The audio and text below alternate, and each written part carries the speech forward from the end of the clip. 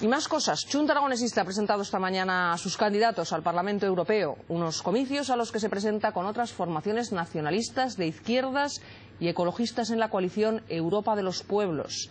Chunta asume estas elecciones como la única formación que puede defender íntegramente los intereses de Aragón en Europa.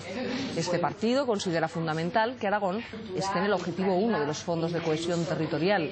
Los aragonesistas, que confían en conseguir representación parlamentaria, aseguran que trabajarán para frenar el desarrollo urbanístico insostenible, promover las comunicaciones y defender las políticas medioambientales.